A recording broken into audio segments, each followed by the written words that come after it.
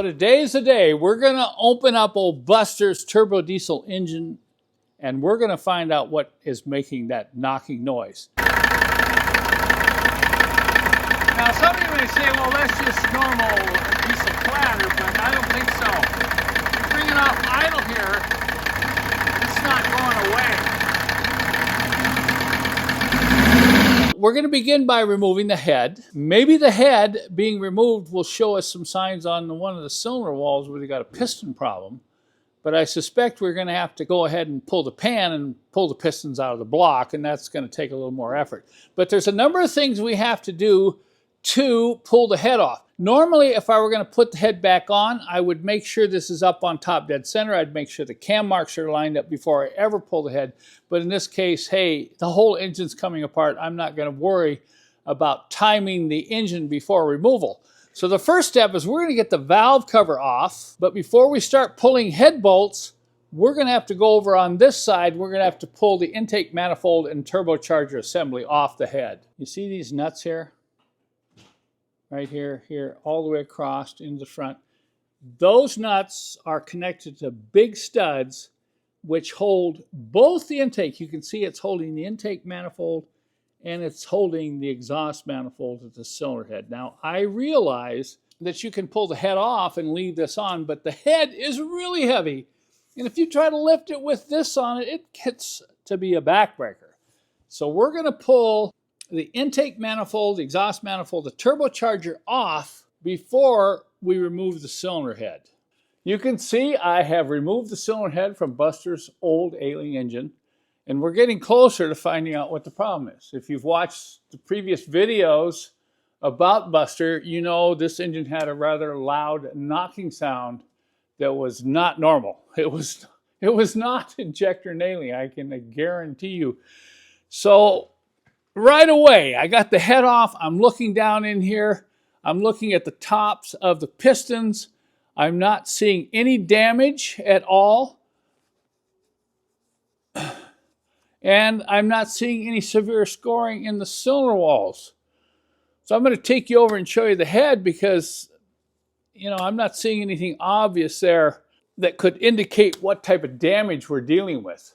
Here you can see I don't see any damage to any of the valves, no damage to any of the pre-chambers, and at first glance I don't see any cracks in the head. So it's still a mystery at this point. There's only two pistons that are all the way down where I can really feel the cylinder walls. So I'm going to have to rotate the engine over, but it's a two-man operation here because I have to hold this chain tight while we rotate the engine. So we're going to rotate it until the other pistons are down. Okay. Keep going. Okay, stop there. Number 2's down. Okay, no scoring at all on the cylinder wall. Okay, let's go ahead and keep going.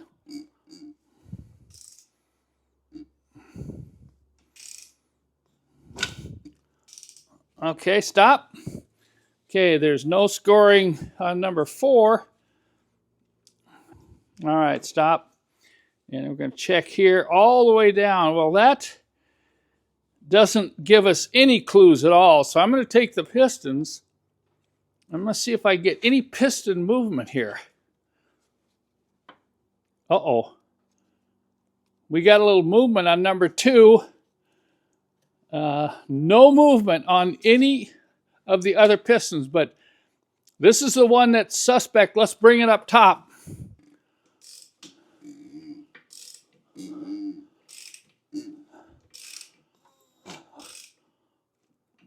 Okay, hold it right there. All right, let's see. Yeah, I can see a gap there, and we got movement. Look at that. Uh-oh. Any of you recognize that sound? That's the sound we were hearing while this engine was running. So what's the problem now? What could it be? Well, you can kind of give it your best shot, but to know for sure, I'm going to have to get the engine up. We're going to take the rest of the accessories off, put this engine up on end, and pull the pan. We're going to pull this piston connecting rod assembly out of the block. Okay, we're getting real close. I didn't bother filming taking a lot of these parts off because it's very straightforward. I'm sure there's lots of videos on YouTube available. But I do want to share with you a tip. This is really important because I see a lot of problems with this. We need to pull this flywheel off. So when I put the engine up on end, it's sitting on the bell housing, not rocking on these bolts and on the teeth here. And these are really unique. I have never seen a stretch bolt with such a narrow head. You have to have a 12-point socket. But the normal 12-point socket is going to round these out. And let me explain the reason why. This requires a number 12 metric socket. You can see the 12 points there. But look, right there, almost every socket you purchase has a chamfer on this inside edge. And that allows you to get the socket started easily. But on these particular bolts with such a shallow head, look what happens. When you put this on there, you're only catching about half. I've seen a lot of these round out, and I don't think you can buy these new. I do have a number of used ones on my website that I sell regularly because people tend to just use a standard socket. They get on this a lot of torque, and these just go and just round out the head right there. So what I've done is I've taken another socket, and look at that. I ground this on a grinder down flat. So now when I put this socket on, the teeth go all the way to the bottom. Even then, you have to be real careful that you keep positive force on this when you're removing these bolts. And once you start trying to get these bolts off, the engine's just going to turn. So you need to find a way to lock this flywheel in so you can actually get some torque on these. I'm going to turn this until I'm lined up with one of these flex plate bolt holes and the starter cutout. And I'm going to try to get a punch in here so that I can lock this up just like that. Okay, now I'm going to take and give the wrench a good wrap like that. These are stretch bolts. That's why they're so hard to get off. Once I loosen them all up, then I get my electric ratchet and just spin these out.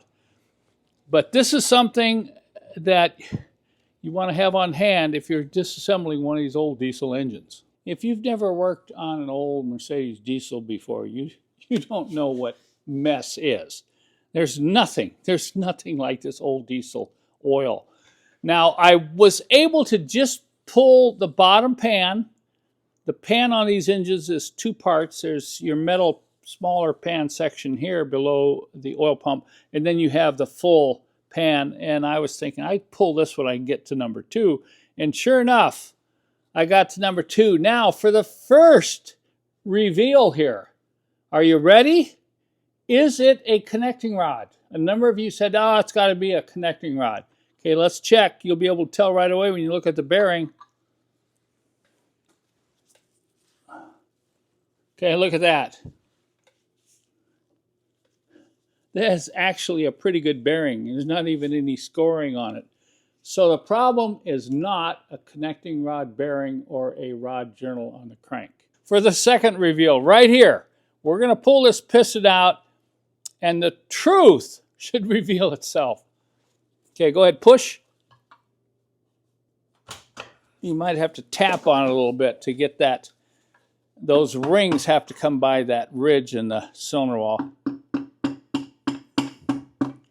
Oh boy, this is exciting. Everybody in the shop can hardly wait until they see what happened to old Buster.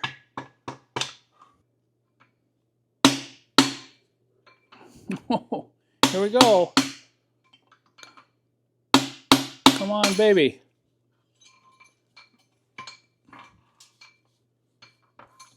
Well, the top compression ring is not broken. All right. Okay. What do we got here? Let's check the wrist pin. Oh, look at that. The wrist pin is okay, but we have a problem right there with the worn piston skirt. Look at that. Isn't that interesting how that wore so badly and we didn't have severe scoring on the cylinder wall, but these piston skirts have worn enough that allows the piston to slap like that against the cylinder wall. No broken rings, and the wrist pin is tight. So there's our problem right there. Now you're going to say, Ken, how did that happen? Well, if you've watched my other videos on Buster, you already know why that happened. Lack of maintenance. I've seen piston wear like that before on the skirt, but I've also seen very severe scoring on the cylinder wall at the same time. Now there's a few little scratches in here, but you can see that cylinder wall is not that bad. But why did that happen? It's either heat or lack of lubrication or a combination of both. I wanted to check one other thing, and that's this oiler right here. The turbo diesel engines have an oiler mounted down here at the bottom of the cylinder, and it sprays oil up so it keeps the oil skirt lubricated. When I see a block that's so severely rusted inside, it usually means the engine's been losing coolant and people just keep throwing water in it. And eventually there's no coolant in it, no protection, and the engine gets really rusty inside. This could have been the source of a very small leak that caused the owner to keep adding water. This is just speculation. My speculation is the engine got hot, the piston started wearing against the cylinder wall, and over time it just got worse and worse. So that's just my speculation. So I have here in my shop a special wall. It's called the Wall of Shame. And we're going to hang this piston on that wall. Now some of you may say, well, how long will the engine continue to run like this? You know, if you put thick oil in it, added a bunch of STP and kept driving it, who knows how long it would have kept running with that slap, because it's not related to a bearing and it's not related to the wrist pin. So you know, it wouldn't be very pleasant, but I think you could probably get a few more miles out of old Buster here. But Buster is being retired and will never run again.